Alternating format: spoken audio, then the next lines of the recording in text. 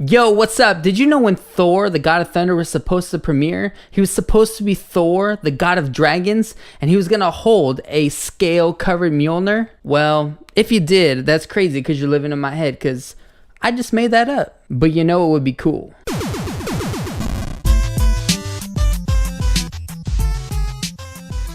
Yo, what's up, comic book reading universe? It is I, your friendly neighborhood comic book reviewer, Steven Savelli, representing #NerdSwag, and I am here today to bring to you the staple stash for comics that were released on June 18th, 2014. Today, I have 9 comics to review for you guys. I have, let me see, I have 1 comic from IDW Publishing.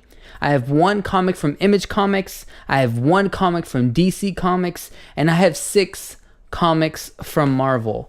When I did my comic book haul this week, just on Wednesday, showing you guys which comics I bought and what I'd be reviewing, I missed Teenage Mutant Ninja Turtles 35 somehow, and so I picked that up and I read it, and I'm gonna review it for you guys. So remember, if you like this video and you want to stay caught up on what we're doing here, you gotta make sure to subscribe and like the video, and yeah, let's get right down into this. So the first comic I'm gonna review for you guys today, it is the butt of my terrible joke at the beginning of this video. It is Thor, God of Thunder, number 23. This is written by Jason Aaron with art by the masterful Asad Ribic. The guy's a genius. His art is wonderful. Anyways, Thor, God of Thunder. This is the last days of Midgard. Now we're on part 5 out of 5. This is the final chapter of this story arc. And what the arc that we've been following basically is Galactus in the future is fighting Thor the All-Father in the future, and in present day we have Dario Ager, who's the CEO of Roxxon Oil. They're like an oil company, who's also the Minotaur villain, and he's fighting Thor the Avenger in current time. And there's a parallel story here about a dangerous force that is killing the planet. In the future, Galactus is the world eater, and he wants to eat the Earth. And in present time, we have Dario Ager, Roxxon Oil Company, that is destroying the Earth, killing the Earth to get oil. Jason Aaron is able to talk a little politically here. I mean, for all intents and purposes, he's saying that Galactus, or that Dario Ager, an oil company CEO, is just as bad for the world as Galactus is. That's why these two are tied together. Younger Thor isn't in this story arc. In the first few arcs of this comic book by Jason Aaron, we had present day Thor, future Thor, and past Thor, all in a continuity of telling a story. And this last days of Midgard has just been present and future Thor. So last issue ended with Thor getting Gore the God Butcher's black metal sword, and he got that to go and fight Galactus because Galactus basically kicked his butt in a few issue fight. And Thor's last resort was to go and get the God Butcher's weapon, which is terrible and can ruin a man's soul. But it was the last thing that Thor could grab. He went and got that Necro sword. It was his last option, so he went and grabbed it. And on just the third page of this book is awesome. It shows Thor flying through the sky in the black Necro sword is already consuming him. He's in basically all black besides his face, and they list off a few new names for Thor with this weapon in his hand, and I'm gonna read a few of them because they're pretty sweet. We got All Black, the All-Father, pretty cool. Thor, the God of Butchers. So instead of Gore the God Butcher, it's Thor, the God of Butchers. The Necro Thor, Eater of World Eaters, and Last King of the Dead Earth. Some pretty cool titles by Jason Aaron there for one page. And in this comic, we get the payoff. It's the last part of this chapter. Thor comes down, fights Galactus, and in Thor in present day also fights the Minotaur, Dario Ager. And it ends in a very clean way. This is titled The Last Days of Midgard. It doesn't say the last day of Midgard, so in the end of this, the Earth is not destroyed in either storyline, but it's left off at a really good point for the original Sin tie-in to start up, I believe, where Thor and Jason Aaron's Thor will team up with Al Ewing's Loki, Agent of Asgard, and they're going to go find their sister. So anyway, I'm going to give Thor, God of Thunder, a 9.5 out of 10 on the writing, and I'm going to give the art on this book a 10 out of 10. I still think this is the best comic book out right now, and I just thoroughly enjoy it. The storytelling in this is really great, and the action scenes are just fantastic, and like I've said, the art, really good. All right, speaking of original Sin tie-ins, the next book I'm going to review is Nova, number 18. Now, this is written by Brian Duggan, and this has art by David Baldian. So I think David Baldian, this is his first issue of doing Nova, and this is a book that I always feel like I want to drop, but I don't, and then we get random issues where I like it. This issue's not so bad. It starts off with Nova and his mother remembering his dead father. Nova's telling her, like, yo, the Watcher told me my dad's not dead. Like, why are you not getting this? I need to go find him. He launches out into space. He sees the explosion on the moon, he finds that the Watcher's dead. And Nova, he had a really solid connection with the Watcher, because even though the Watcher didn't speak, they spoke to each other with mannerisms, and they spoke to each other with the Watcher giving Nova visions of what happened to the Watcher when he was younger, and they both basically lost their fathers, and they both wanted to believe in their fathers being great men. And so Nova had a great connection to him, finds out he's dead, and as a young kid would do, he gets pissed off. He flies back to the Earth, like scrambling, looking for the Avengers, to tell them that something has happened. Of course, the Avengers already knew that it happened, and are well on to finding who killed the Watcher. And Nova basically gets shut down and trying to help, and feels defeated. And in the original Sin books, the orb raises one of the Watcher's eye and releases secrets. Nova finds out what his secret is, and I'll give a little spoiler alert. If you haven't read Nova yet, I'm sorry, but I gave you a few seconds. He finds out that his dad is actually an evil Nova Corp member. When I saw the Nova Corps and now his dad's switching to evil, it made me think of the Sinestro Corp. But anyway, he finds out that his father's evil, and then he now is even more angry and more disappointed and more like upset. He never wants to wear his helmet again. He takes it off, and he's talking to Tony Stark, and Tony's like, Iron Man's like, yo, you'll get over it, whatever, dude, and walks away, and that's how the book ends. So it'll be interesting. This wasn't a bad read. It also wasn't a great read. I felt like a lot of the pages were interweaving to a story that I read a month ago, the first original Sin book, and actually it was I guess it wasn't the first book. Anyway, I just saw some double fights, and it was all right. I'm gonna give the writing on this book a 7 out of 10, and I'm gonna give the art on this book probably a 7.5 out of 10. Pretty clean looking book. Nova always has bright colors, and it usually, for the most part, looks pretty good. Cartoony, little childlike.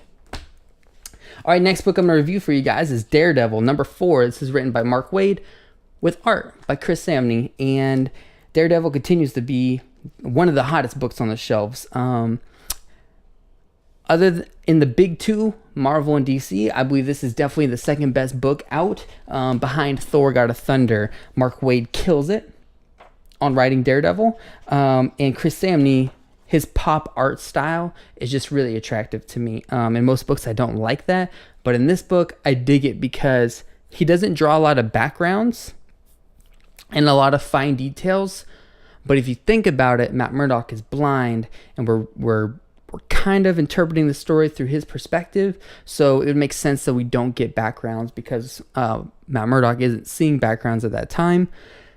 So I can kind of get the pop art direction style that they got going on.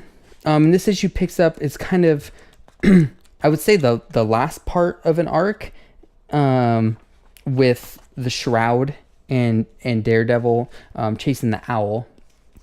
And in this, there's some very interesting themes where the Shroud is working with Owl because the Owl has said that he can tell him where his wife is because the Shroud has lost his wife. And so the Shroud, who's a vigilante, kind of like a little more darker Batman in terms of he will like kill somebody kind of a deal. He ends up helping the Owl to try to, like, I'll do this for you if you tell me where my wife is. So they go off on that adventure. Matt Murdock catches up with them to stop that because what the Owl wants is something that we can't have him get. And he's going to use it for villainous purposes. Come on, Shroud. And Daredevil stops that from happening. And the Owl gets away, kind of. And Matt Murdock pulls the Shroud out of the building that they're in. And basically, if this was a mature comic, would be cussing this fool out because, well, actually, yeah, he'd be cussing him out. He feels like the Shroud may have helped the Owl for a different reason than finding his wife, and I don't want to spoil that for anybody because it's pretty cool how this run ended. The Owl didn't get away. He definitely willingly went to jail. So I just caught myself. And yeah, this is another really good issue. Number 1 through 4 is a solid story arc. If you are not reading Daredevil, come on, you need to do that. This is very important. So, Daredevil number 4, sweet cover. I'm going to give the writing on Daredevil number 4 a 9. I'm going to say 9.2. And I'm going to give the art on this a 8.5. Nothing crazy in the art, but I still really liked it. Cool stuff. All right, next up is Original Sin number 4, Trust No One, written by Jason Aaron with art by Mike Deodato.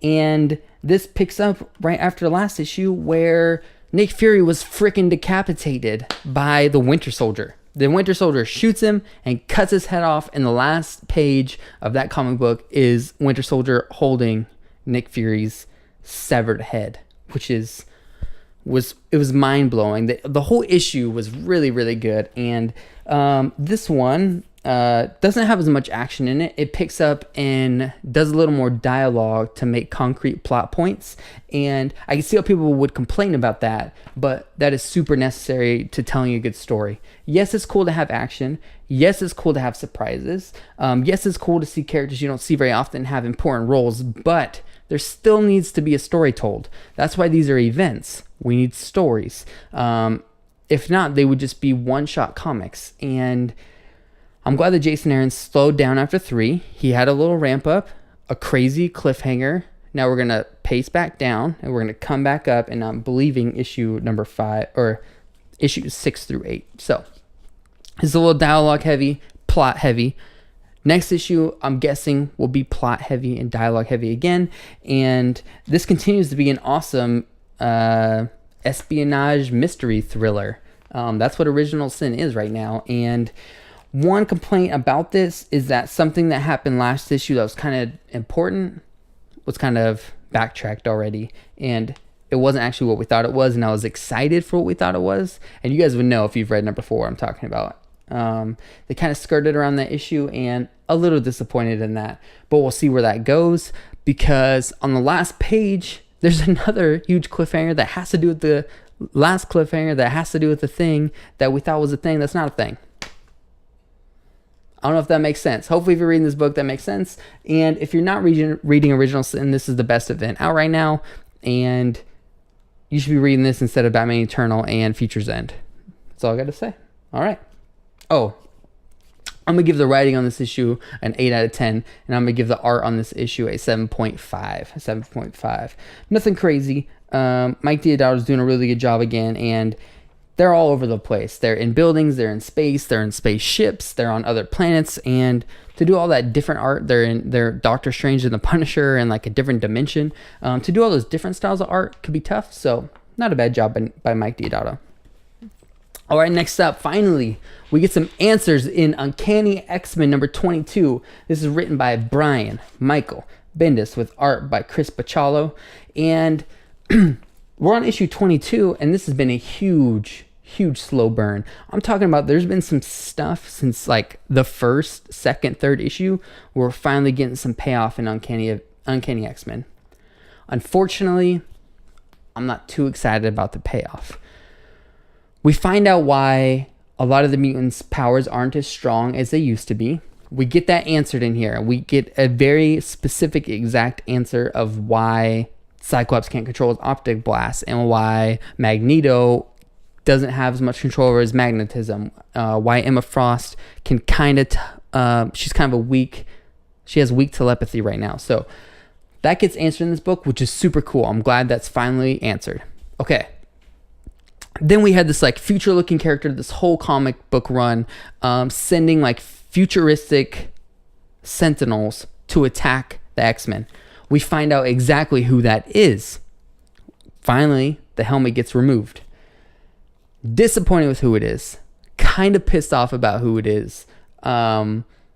It was dragged. The story was dragged out for so long, and then it ended so fast. If you read this issue, you're like, wait, what? All that build up for this? That was super anticlimactic, and it's not even freaking important. It is important, but it's not important. Anyway, this is the end to that run of who's sending the Sentinels and kind of the Shield versus the Uncanny X-Men. We get some awesome action in this, and Hijack. If you remember Hijack was kicked out by Cyclops a few issues ago. Maria Hill was trying to recruit him to come and help Shield arrest Scott Summers. Hijack comes back with a fury to save the Uncanny X-Men and Shield, actually. And that's an awesome spotlight for Hijack. Some of these new characters are awesome. Hijack, awesome. Gold Balls, awesome. Who is your favorite new X-Men of this new cast in Uncanny X-Men? Leave your comments below. I like Gold Balls. They might give him a new superhero name in the future, but we're all gonna remember him as Gold Balls, and I kind of hope they just stick with it. I hope they don't go with something silly. I mean, Gold Balls is pretty damn silly, but that's what we know him and love him for, as Gold Balls, so they should keep it. Anyway, we finally get wrapped up on who's sending the Sentinels. We find out why the X-Men don't have their powers. Maria Hill finds out that Dazzler has not been Dazzler, and it was really Mystique the whole time, and tons of payoffs in issue number 22 of Uncanny X-Men. Am I satisfied? Yes. Am I extremely happy? No, but I am content, and I would highly recommend Uncanny X-Men still. I still believe this is the best book of X-Men on the shelves. Anyways, I'm gonna give the writing on this a 9.5 out of 10. The decision making, I might score it a little lower, but the actual writing and pacing of this book I thought was super solid, and I'm gonna give the art on this an 8 out of 10. I really like Chris Bachalo. For the first 10 issues, I was criticizing him, but I guess if you stare at something long enough, it might get pretty. So that's where that's at. All right, next up, I'm going to do this one pretty quick. This is Avengers number 31. This is the original Sin tie-in. This is written by Jonathan Hickman and art by Lionel Yu. He always has his middle name in here. Lionel Francis Yu. That's right. Okay, so art by Lionel Francis Yu. In the last issue, the Avengers were sent 50 years in the future. They meet because of the time gem, because Captain America had it when the Illuminati were using the Infinity Gauntlet. That's a huge backstory I can't get into right now. But the Avengers were thrown 50 years into the future. They met up with Hawkeye when he was older, and he's a badass. He basically tells them what the deal is, that they're going to be sent in the future again and again and again. And each time they go to the future, they're going to stay at that time for a longer period of time. So this one picks up where they launch off right into the future. I think 422 years into the future. So they're 422 years into the future. All the Avengers get captured. We have the only still living Avenger, of course, 422 years later, is Thor, because he's the God of Thunder, and he's an Asgardian, and he doesn't age fast. So he's still the only living Avenger, and we see Thor, the God of Depression, in this book. which is very interesting. We have Thor the Avenger in current time, and then Thor future time Avenger, and they're not the same person.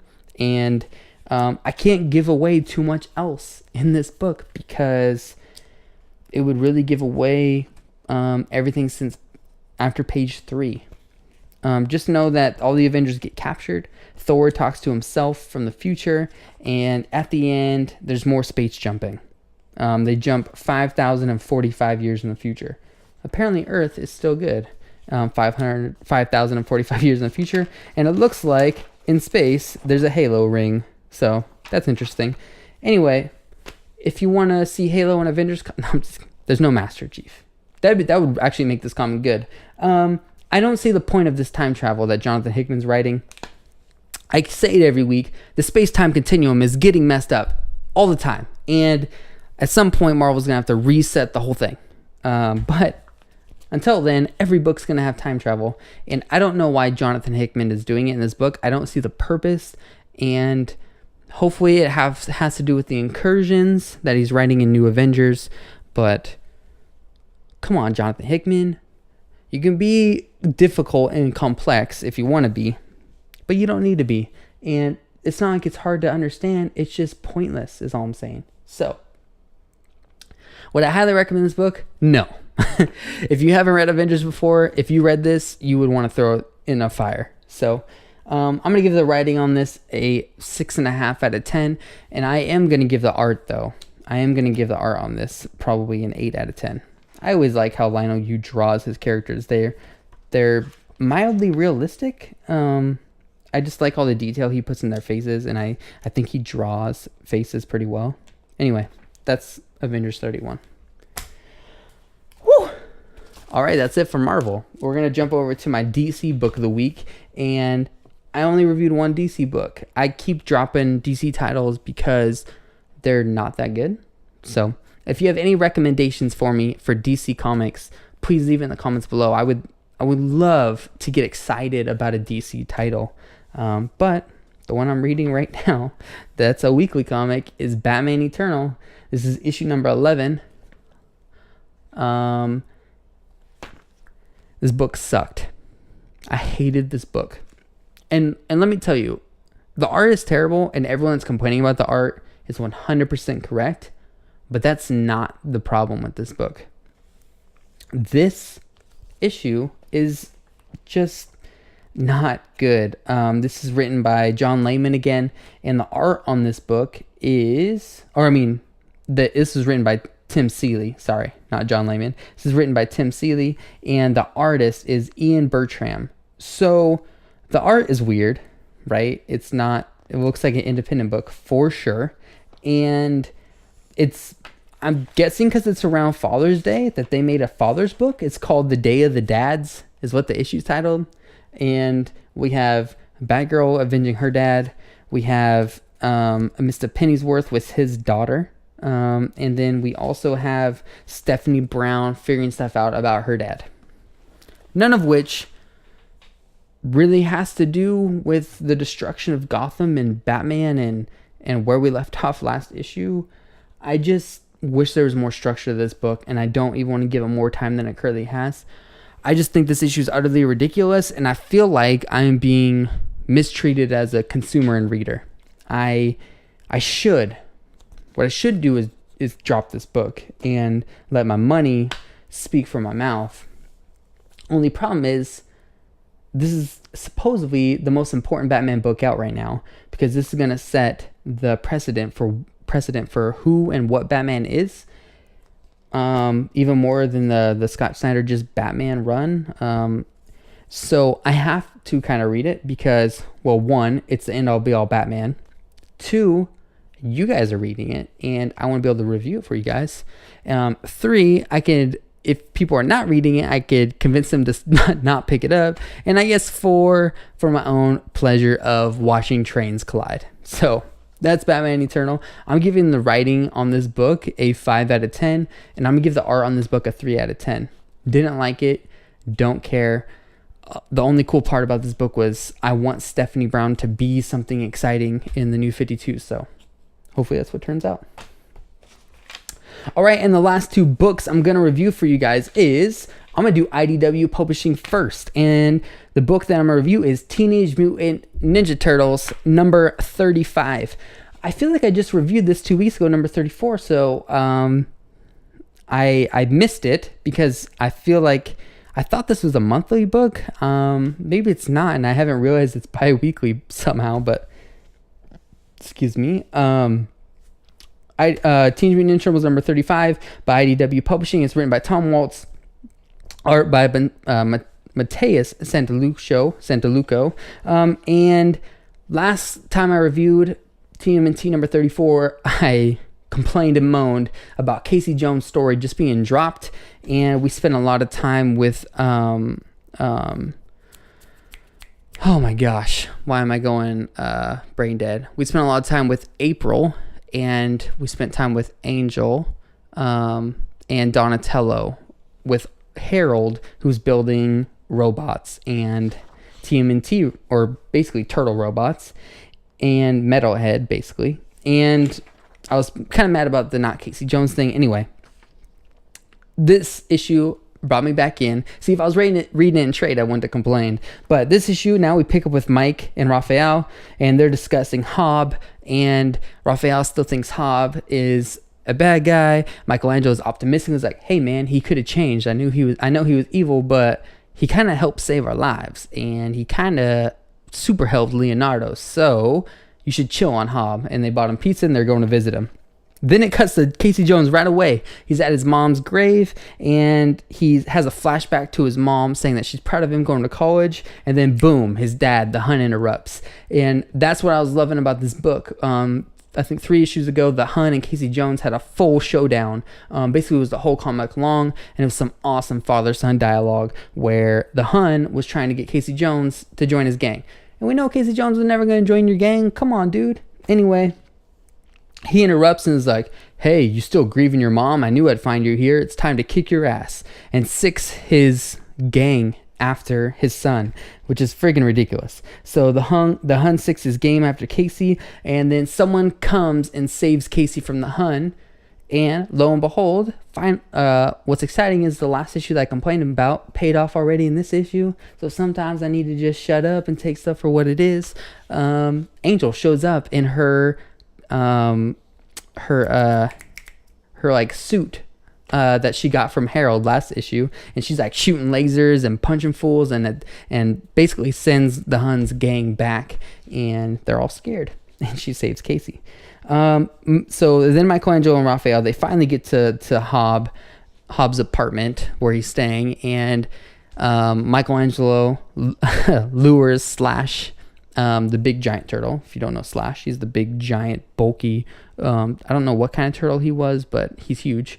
Lures him out with some pizza. He's kind of a simple-minded character. Last issue at the very end, Hob and Slash like kidnapped this woman. We find on this issue she's a scientist, and she's actually worked on mutations before. So Hob kidnapped her because he got some of Splinter's blood, which can help fix the mutations he's been practicing. And then in this issue, boom, Slash takes Splinter's blood. I think it puts it in his arm, and we find out what happens to him once he gets the full amount of what was needed to experiment on him completely. So he was kind of a simple-minded creature, and they didn't know if by completing the mutation, if he would. They were assuming he would be smart, but what they weren't assuming is if he would be good, kind of like he's kind of good, but he's influenced to do bad things, but he kind of has a good heart, or he would turn into this giant, or not. He is giant. He would turn into this monster, evil mutant, basically. And I won't tell you what happened, but it was pretty cool what ended up happening. And that's what happened in TMNT number 35. And it left off with a cliffhanger. We've had Splinter and Leonardo just sitting down, crisscross applesauce, talking, kind of in the background every of these last 4 issues. And we get a cliffhanger this issue where we see creatures in the darkness with their glowing red eyes. Looks like they're coming up on Leonardo and Splinter. That's where we left off. So I'm excited to read this new run. of TMNT. It looks like it's about to get exciting. We have armies building. We have lines being marked in the sand. And it looks like we're going to get to some serious mutant on human battles. So that's awesome. I'm going to give the writing on TMNT number 35 an 8.5 out of 10. And I'm going to give the art a 9 out of 10. I am continued to be astounded by Teenage Mutant Ninja Turtles. This is in my top... it's hard to say my top 5 books. It's definitely in my top 10 books that I'm reading right now, and I am reading about 30 plus different titles. TMNT is probably in my like 6-7 position, and I don't know, I'd have to look at them all, but it's really up there. It's a great book, and it's kid friendly. If you have kids, it's not too difficult to follow along, and there's enough for you as an adult for you to get a lot out of it. But especially if you have kids, I would get TMNT for them. Definitely. And the last book I'm going to review from you guys is from Image Comics. I didn't read MPH number 2 because I still haven't read number 1, but I do have that book. I'm not going to review it today. I am going to review The Wicked and the Divine. This is written by Kieron Gillen with art by Jamie McKelvey. Now, these two have been partners on other books, and they're critically acclaimed. Kieron Gillen right now is actually writing Iron Man in Marvel. But what this is about is, what if the pop stars in the world were actually gods, and they use their influence as pop stars to make people better or worse? So you have good gods, you have bad gods. They're both pop stars, and they use their influence to sway people to be good or bad. That's what the Wicked and Divine is kind of about, I guess. I haven't read too much into it because I didn't want to. I think a published work should be able to stand on its own 2 feet, and I personally am sad to say it didn't meet my expectations at all. It starts out on December 31st, 1929. It shows a few of these like characters. They do this 1, 2, 3, 4 snap thing. They all like explode and die. And then we start up January 1st, 2014 in current time. I just don't think from start to finish this did enough to really say what was happening and to grab our attention and say, reader, this is issue number 1. This is what this book is about. This is what you're getting yourself into as a reader. All right, you good with that? All right, boom. Here's a little action. Here's a cliffhanger. We'll see you in issue 2. I don't think this book did that very well. After reading it, I did some research, which helped give some clarity to what was happening in this book. I don't think I should have done that, and I also don't think I'm an ignoramus and just don't understand what's happening. I read a lot of things, and in this one, it wasn't that it was confusing. It was just that it was not clear. And those are 2 different things. I could have not gotten something, but I got everything, and still didn't feel like I knew exactly what was going on. Kieron Gillen could have been doing that on purpose, because maybe in issues 2, 3, 4, and 5, or whatever this first few books is going to be, he'll explain that. But I was a little disappointed that I just didn't enjoy it. I'll just say that. I read in the letter pages that Kieron Gillen says he knows what the end's going to be. He already has it all mapped out, which is awesome to know that a writer actually has some freaking vision and knows where he is going, and can hopefully deliver on it. These guys that are writing Batman Eternal, they had a vision too, and they already showed their ending, and they're not doing very good getting there. So let's hope Kieron Gillen and Jamie McKelvey actually get there properly and can make us readers happy. But I'm going to give the writing on The Wicked and the Divine a 7 out of 10, and I'm going to give the art a 7 out of 10. I don't want to go too much deeper into the review about what happened, but just know it's about gods. There's a character named Lucy, who's this book's version of Lucifer, and the main protagonist, I forget what her name was, Laura or something. I think she's supposed to be the main protagonist, but she doesn't get the most screen time. This Lucifer character does, or page time, I guess you would say. anyway, The Wicked and Divine was good. Yeah, like I said, the writing 7 out of 10, the art a 7 out of 10. I'll continue to read it. I have faith that Kieron Gillen is going to do a really good job on this book. I just don't think it's one of the best launches that Image has had. And yeah, I wouldn't say it's in the top 10 new launches in the last 3 years from Image. So, but it's still readable, and I will still read it. The cover is super cool. The cover art is awesome. The cover art probably sold tons of these issues. But anyways, that's it for all my comics this week. I did want to let you guys know that a friend of mine let me borrow Star Wars. This is like the whole current run that's out right now. This is the whole thing. This is written by Brian Wood, who is writing X-Men in Marvel Comics, and this is published by Dark Horse. If you're not staying up on your Star Wars lore, and I'm gonna be reviewing this series. I am not gonna have it a part of the staple stash weekly comic book reviews because obviously these aren't brand new. I am gonna start now going back to older runs, and I'm going to start reviewing them. So expect probably in the next month a full review video on just this series. I'm not going to do by issue. I'll probably break it out in story arcs within one video, but it will be one large video. But I just want to let you guys know that I'm working on some other reviews. We got Star Wars, this big giant thing. So thank you, Joe, for hooking it up for all these Star Wars comics. I did also purchase on eBay Daredevil, Guardian Devil, written by Kevin Smith. I believe that came out, man, in the early, I don't want to say early 90s, late 90s, early mid 90s. It has art by Joe Quesada, I think. Anyway, I'm going to be reviewing some other story arcs from the past. Star Wars is still kind of fresh, so that'll be cool to review.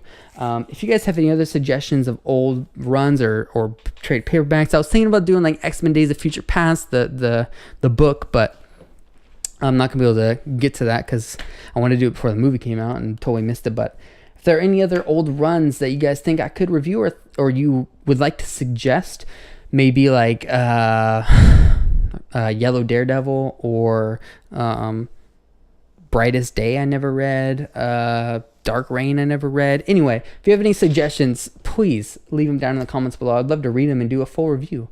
Even if you've read it, it would just be fun to do a review based on your suggestion for sure. So anyway, that's this week's comic book reviews. If you like the video, you can click up on this little icon to subscribe, or you can click down below, obviously, on the subscribe button.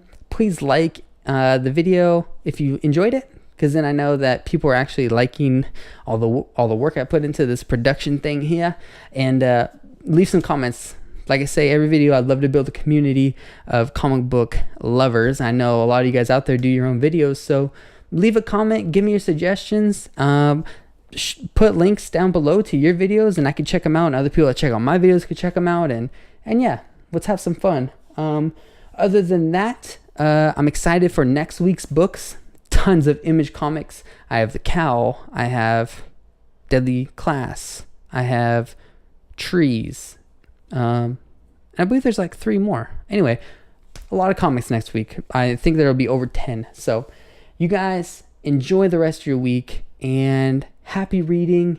And until next time, same Nerd Swag time, same Nerd Swag channel.